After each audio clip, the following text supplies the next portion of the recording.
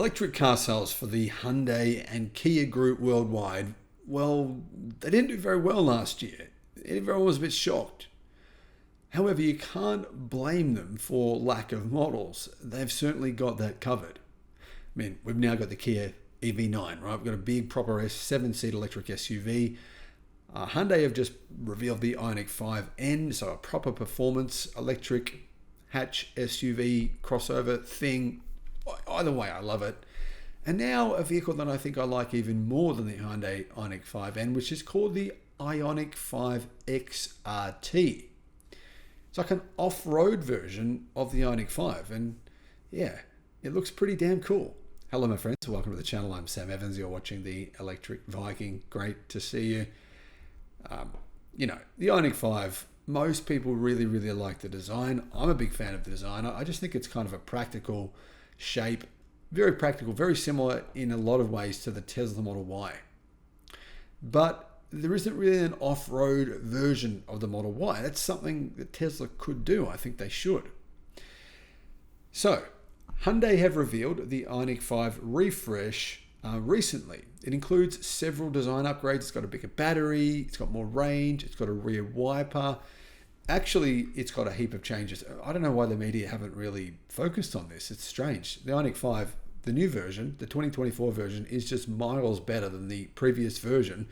Very few people have even mentioned this to people because it's important. I mean, honestly, the new version is so much better that I personally, if it were me, if I was going to buy a car, and I would definitely consider this if I was, then I'd want to know those differences. So anyway, guys, if you want to know those, I made a video about them. I'll put a link in the description below. The 2024 model just blows away the 2023 version in a lot of different ways.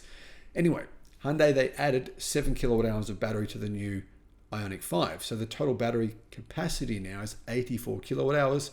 This means it has more range. On the EPA cycle, it's 485 kilometers for the all-wheel drive version. So for the dual motor version, that's 301 miles, meaning the range increased from 458 kilometers, so from 285 miles to 301 miles, 16 miles more. If you get the single motor version, it has quite a bit more range than that as well. It increases range by approximately 10%. However, aside from some cosmetic changes on the outside, some changes on the inside like USB-C ports, different buttons, a better touchscreen, better screens in general, the interior looks much nicer. Hyundai have not actually launched the Ioniq 5 in the United States yet. Prices though are similar, around $39,400 US. In Australia, prices are pretty much the same. In Europe, prices are very similar as well. Ioniq 5N, if you're looking at one of those, they're around $66,000, the most expensive Hyundai you can buy. $66,000 US. In Australia, they're 111,000 Australian dollars, so the equivalent of about $73,000 US. It's cheaper in the US to buy the Ioniq 5N than it is in a lot of countries around the world. Anyway, getting back to this new version of Hyundai's Ioniq 5, the XRT. Well, Hyundai are going to launch a rugged version called the XRT. It's coming to North America. I don't know if it's coming to other countries. It could be, but the Korean car blog says that this prototype was spotted testing.